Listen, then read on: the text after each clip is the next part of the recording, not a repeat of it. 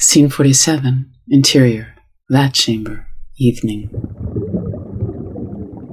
Hyperactive voles, wearing white masks, operate fabric bolt runners which shuffle material through a bath of chemicals. Faeraud inhales deep breaths of the thick air. Dizzily, he staggers about, almost stepping on a couple voles who quickly leap out of the way. Jumping up and down, other voles laugh at him. Angry, Faeraud stomps on one and kicks it into a trough. It is washed away with the carroting waste outside, exiting into a stream. Faeraud stops at the doorway to catch some fresh air. He looks down and calls on a nearby. Hey, Vole! Yes, you!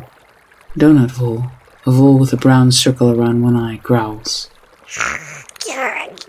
Name is Donut Vole.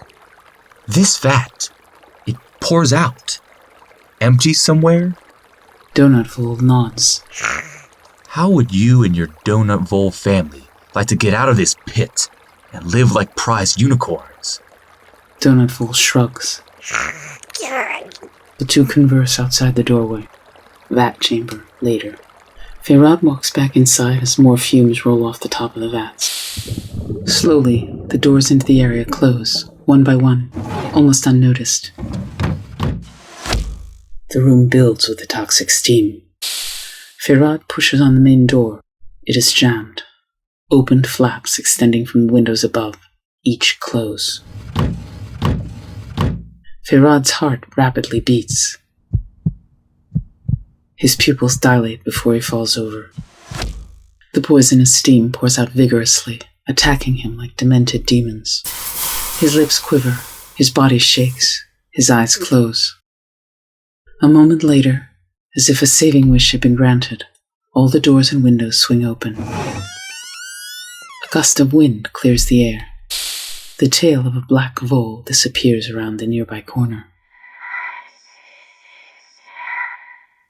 You act as if I were a mere peasant. You will see that I am more capable than any imagine. Tundraville, factory, night. Faeraud stumbles back into the main room. Apparently, he wasn't as immune to the chemicals as he thought. Magua, is he going to be all right? It's the fumes that you can't smell that are the most dangerous. Exterior, transporter parking, evening.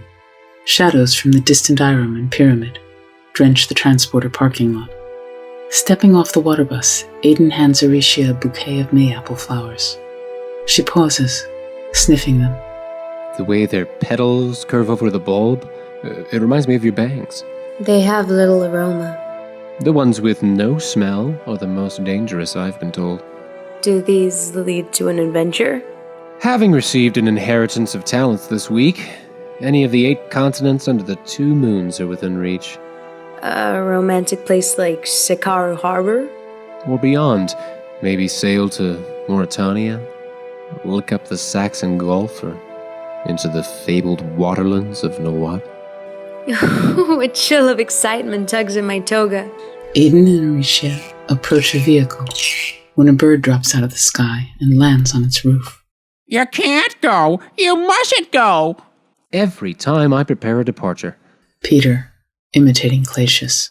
Darling, dearest, I've arrived. Meet me at the Tebet Crest Cafe. Arrived? She's here? In Atlantis? Aricia grinds her teeth. Aedon shrugs, looking up. Interior, Tebet Crest Cafe, upper lounge, evening. Below a rotating ceiling fan, a Tebet Kanga waiter stops them at the door. No birds! Peter will catch up on gossip from the other birdies. Peter flies away. Aedon and Aricia push through the bustling restaurant toward a stairway. They step down into the lower lounge, evening. On this underwater level, boats outside the window have been replaced by dolphins and mermaids that occasion by. You're late. What's she doing here? I should ask the same. Glacius yanks on the tail of the Tibet Kangawaiter, turning to answer. We serve the finest salads. To those with proper manners. Bring us 4. And a full craft of the, boysenberry vinaigrette dressing. Aedon, sitting down. 4? Orisha starts to sit, but... Aricia, dear, will you go get us a bottle of wine? I'm almost out. With a scoff, Orisha departs to the wine cellar. Darling, I do hate to mix unpleasantries with dinner, but... From under the table, the goat appears, taking a seat. You're those a bunch of talents for your bringings up. The cost of your education, of our abode... I had to borrow. It all has to be paid back. No mention of any debts until my registration of youth. Then the very week in which a sum of talents, my royal inheritance, is bestowed on me.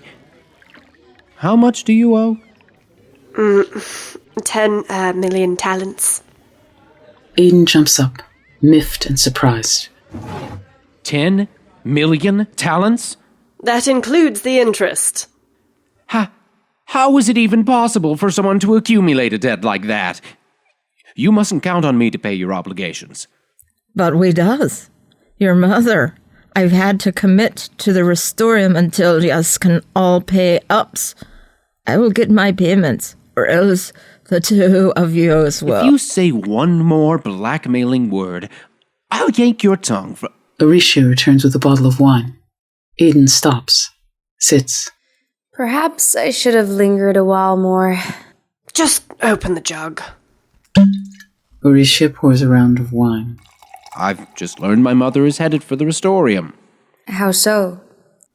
A bit of rehabilitation for my stomach. Too many nectars lately. Orisha quickly stops pouring the wine, leaving Glacia's glass half empty. Peter the parrot darts through the restaurant, perching on Aedon's shoulder. Terrible news I bring. Almost rolling his eyes, Aedon feeds the bird a nibble of bread. Word has circulated that Prince Lord Lemick has suddenly come down with an illness. Lemick? My grandfather? Each person exchanges looks of concern. I must go to him at once. Somberly, the others watch as Aedon departs.